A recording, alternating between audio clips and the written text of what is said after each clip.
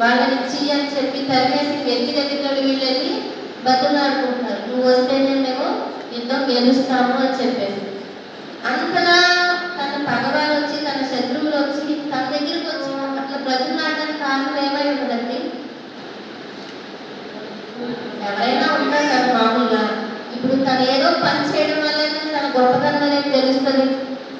చేస్తాడంటే యెహోవా సన్నిధికి వెళ్ళి దేవుడు తన సంగతి అంతా చెప్పుకుంటున్నాడు. అంటే ఈ మనుషులందరూ ఇక్కడ హింసించిన, తను అవమానపరిచిన, తను నిందించిన, తను విమర్శించిన, తను ఏం అలవాటు చేస్తున్నాడు?